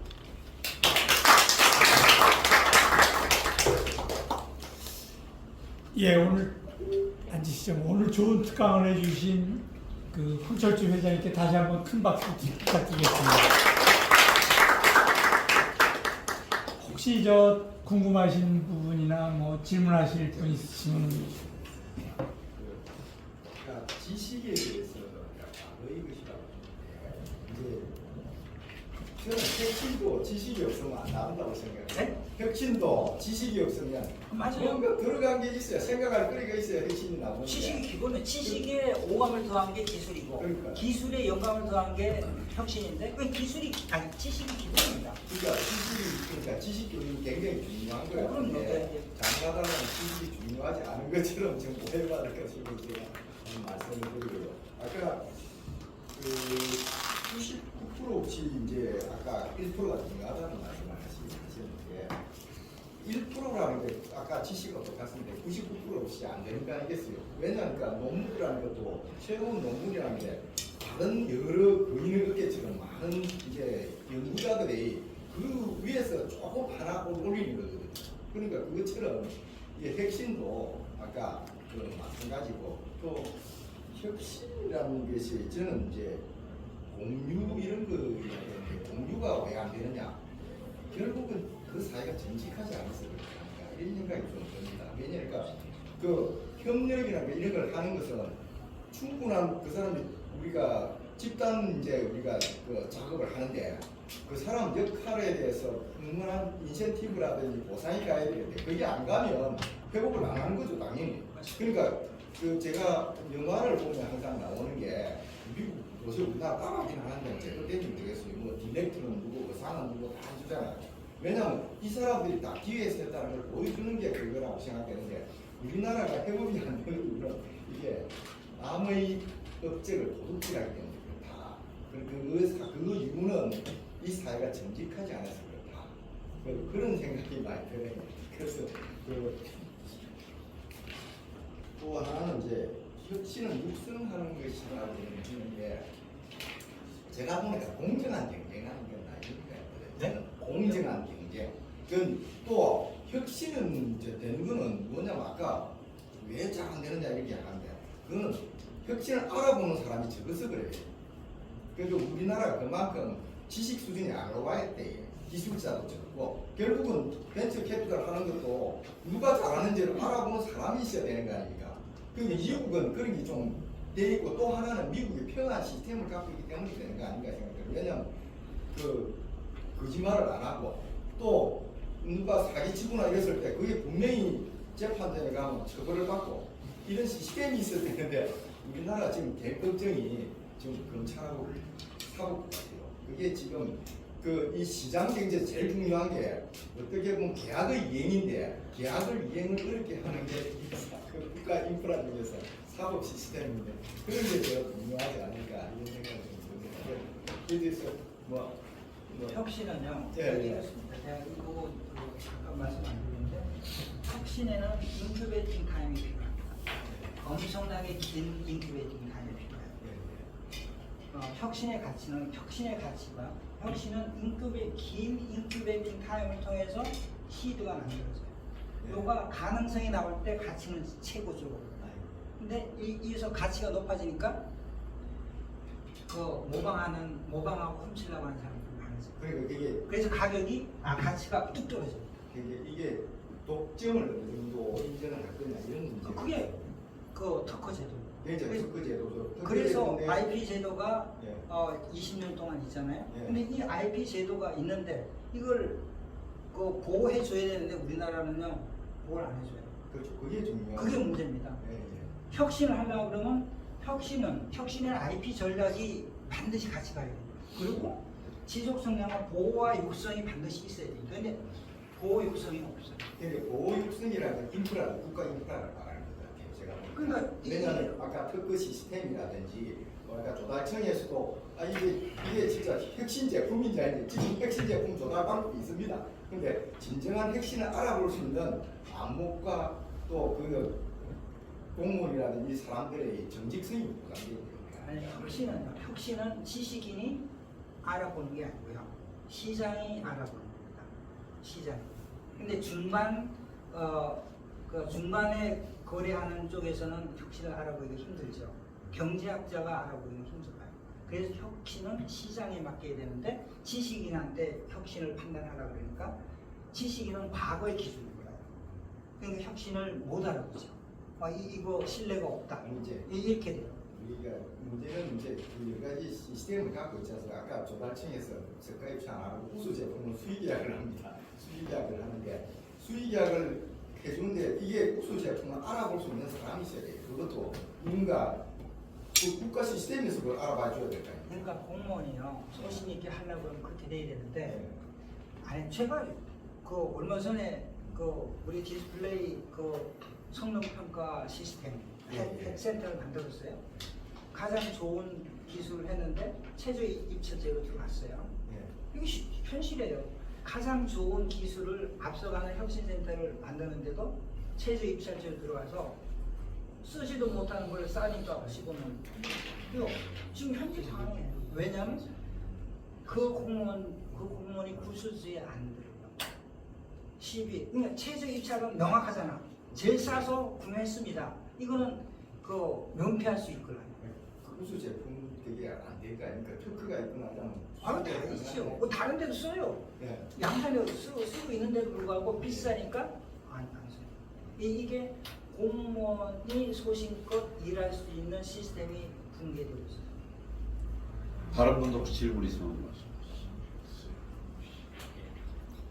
아주 정말 명쾌하게 우리가 나갈 방향이라든가 혁신에 대해서 설명해 주셔서 고맙습니다. 저는 교수 정년했고요. 과거에 생산본부의 국장으로 있을 때 제가 일본 기술, 생산 기술 뺏겨오는 일을 총괄을 했었습니다. 그게 이제 공기반 만들어 가지고 생산 기술 연구를 만들어서 전체 모아 가지고 일본 생산 기술 카피해 가지고 공장들을 우리가 어마어마하게 져 가지고 세계 제일의 아직 일본은 아직 생산 기술을 아직도 생산성에서는 우리가 공장 전체 생산성이 떨어집니다만은 디지털 전체 생산성에서는 우리가 일본을 앞선 것 같습니다. 예, 하여튼 그거는 우리가 자부해도 될 것 같습니다. 전자전구라든가 이런 쪽에서 저희가 일본을 그동안 앞선 것 같습니다. 저희는 ITAR 생산 기술, 예, 그걸 제가 책임을 지고 일을 한 적이 있습니다. 그때 한덕수 중소기업 국장이 계셨고 당시에 어찌됐든 제가 질문 드리는 것은 앞으로 아까 말씀드린 그 가스라든가 불화수소라든가 일본의 모리타 제작소의 불화수소는 우리가 못 이길 것 같습니다. 금호석유화학이 했다 그러는데 아직도 그걸 못 쓴다고 합니다. 보니까요. 쓰고 있습니다. 하여튼 어찌됐든 간에 앞으로 이제 소재라든가 제가 알기로도 중국에서 거의 92%로 소재를 들여온다는 얘기를 듣고 있습니다. 그런데 앞으로 중국이 저는 더 무서운 게 중국인 것 같습니다. 예, 중국의 반도체 회사만 한 1000개가 넘는다 그러니까 어마어마하게 중국이 R&D를 하고 있는 걸로 저도 가가지고 경험을 했습니다. 직원들 보니까 일주일에 100시간씩 미쳐가지고 일을 하고 있답니다. 그런 의미에서 본다면 우리가 앞으로 가야 될 혁신의 기술은 좀 더 어떤 방향으로 가야 되는지. 그리고 우리나라는 규제가 너무 많습니다. 참 젊은이들이 벤처기업을 하려고 그러는데 전부 규제에 다 걸려 있습니다.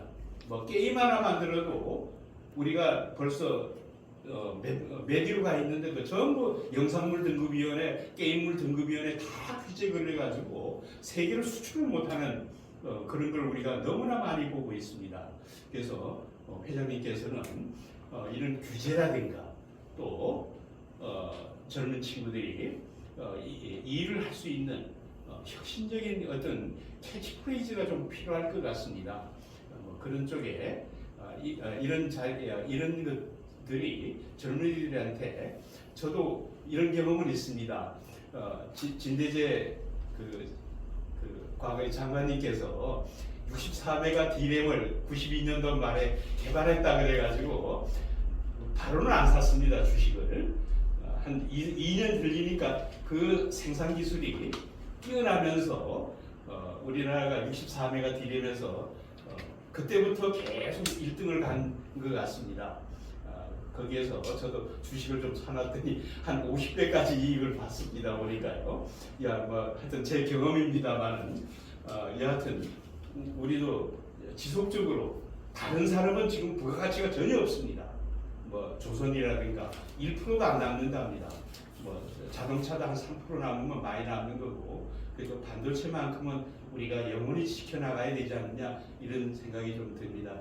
거기에 대한 어떤 지속적인 혁신을 캐치프레이즈로 우리가 지고 나가야 되지 않겠냐 말씀을 좀 드립니다. 혁신은 개인이 하는 거고요. 예. 육성은 정부가 하는 겁니다. 그래서 개인과 정부의 역할이 명확해져야 된다라고 생각해요. 그리고 우리나라는 반도체에 들어가는 모든 재료는 100% 수입입니다. 삼성 반도체나 SK 하이닉스 공장은 하루아침에 수도될 수가 있어요. 그런데 이 스톱을 막을 수 있는 대안은 없어요. 그게 온리완 기술을 하나라도 갖고 있으면 그거를 딜을 할 수 있습니다. 99%의 국산화하고 그거를 딜을 할 수는 없어요. 온리완 기술 하나라도 있으면 그런 거를 다 막을 수 있는데 우리는 국산에 치중했기 때문에 온리완 기술이 없습니다. 그래서 중국이 원자재 하나라도 수출 못하면 수출 안 해주면 우리가 수입 못하면 삼성 양산 라인, SK 하이닉스 양산 라인 볼 수가 없습니다. 근데 그걸 딜할 수 있는 방법이 없습니다. 지금 미국이 우리가 중국한테 팔지 말라고 하는데 중국이 우리한테 못 파는 건가? 삼성, SK 하이닉스 공장 못 한다 이거야. 이게 굉장히 심각하거든요. 근데 이거를 막을 수 있는 방법이 없어요. 근데 그거는 온리완 기술을 하나를 갖고 있어야 된다. 그 온리완 기술은 소부장 중에서요. 장비입니다. 소재는 원자재가 전부 다 해외에 있기 때문에 할 수가 없어요. 부품은 장비에 들어가 있기 때문에 온리완이 될 수가 없고 그래서 장비 기술만이 온리완이 ASML처럼 온리완이 돼야 되는데 온리완 기술을 육성하지 않고 국산화에만 치중했기 때문에 지금이라도 가장 빨리 우리나라 반도체 산업을 지탱하기 위해서는 온리완 기술 하나라도 해야 됩니다. 만들어야 됩니다. 그렇지 않으면 삼성과 SK 하이닉스 공장이 언제 문제겠죠? 지금 강국 대 강국의 싸움에 대한민국은 반응할 수 없어요. 자원이 하나도 없습니다. 시장도 거기 있고 자원도 거기 있어요. 그럼 해결책이 뭐예요? 그러니까 온리완 기술을 빨리 개발해야 돼요. 그게 올리원 기술이 장비 하고 기술. 싶을 때는 아니잖아.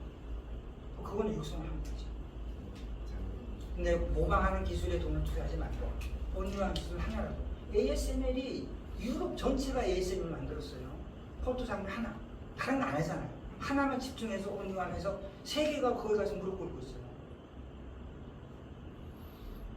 우리나라도 포토가 전부는 아니에요. EUV가 전부는 아닙니다. 중요한 것 중에 하나지. 근데 다른 중요한 것들이 굉장히 많습니다. 우리는 아직까지 얼마만큼이냐면요. 반도체는 실리콘 위에서만 가능하다고 생각하고 있어요. 이때까지는 그래 왔거든요. 근데 앞으로는 글라스 위에서도 가능하고, 플라스틱 위에서도 가능하고, 유리 위에서도 가능하고, 알루미늄 위에서도 가능한 시대가 올 겁니다. 그런 시대를 준비해야 된다. 근데 그런 건 안 하고 개선만 좀 해가지고 개선만. 그래서 그게 혁신은 하루아침에 만들어지는 게 아니고 최소한 5년에서 10년 겁니다. 5년 후, 10년 후의 시장을 보면 혁신을 할 수 있지만 지금 당장의 경쟁력을 보면 개선되게 됩니다.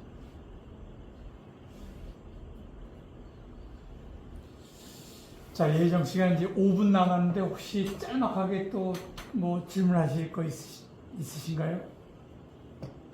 저는 반도체라는 것보다 어저께인가 뉴스를 보니까 화웨이에서 이 폴더폰이 아니라 트리플폰 만들었다가 이제 크래킹 돼가지고 그거에 대해서 이제 이렇게 비난하는 사람들의 그 댓글들을 좀 많이 읽어봤는데요. 우리나라 삼성에서도 사실 몇 년 전에 그걸 시도했었다고 그러더라고요. 시도했었는데 우리나라에서는 이제 삼성에서 이걸 발매를 안 하고 화웨이에서 그걸 만든 거 보면서 저는 제가 폴더폰을 이제 3년째 쓰고 있는데 사실 너무 좋거든요. 이걸 한번 쓰니까 물론 PC 그거는 우리나라가 착각하는 거예요. 지금 쓰고 계시는 그것도요. 네. 문제가 많아요. 줄이 생기잖아요. 네. 근데 우리나라가 거의 가운데 줄이 생겼잖아요. 우리나라 하와이에서 만든 트리플 핸드폰을 그렇게 얘기하는 것처럼 다른 나라에서도 그렇게 얘기를 해요. 근데 중요한 거는 이제 혁신은 완벽한 게 아닙니다. 경쟁자가 없는 거지. 삼성의 폴더폰이 디스플레이 기술로 보면은 빵점입니다. 근데 핸드폰 상품으로 보면은 혁신 제품이죠. 이게 혁신이에요. 근데 삼성은 한국에 경쟁자가 없고 셀링 파워를 갖고 있기 때문에 편리성으로 강조를 했어요. 그 생긴 디펙에 대해서는 국민들이 감수하고 있어요. 그거는 쓰는데 문제가 안 되는 보기는 덜 안 좋지만 쓰는데 문제가 없으니까 넘어가는 겁니다. 근데 기술로는 마이너스예요. 이게 혁신입니다. 지금 우리가 화웨이를 얘기하는 것도 똑같은 거예요. 우리는 그렇게 얘기하고 중국에서는 그렇게 얘기 안 해요. 그래서 혁신이 완벽한 거예요. 상품의 가치가 있으면 그거는 인정을 해주고 시장에서 통용되게 인정을 해줘야 되는데 우리는 조금만 문제가 되면 혁신은 안 된다라고 얘기하니까 혁신은 못합니다. 예, 이제 시간이 2분 남아서 이제 질문 이것으로 마치고요. 혹시 대표님 혹시 하실 말씀? 감사합니다. 예, 그럼 요것으로 마치고 그 간단하게 그냥 그 안내 말씀드리겠습니다. 원래 계획 오늘 그 좋은 특강을 해주신 황철주 회장님께 다시 한번 큰 박수 부탁드리겠습니다.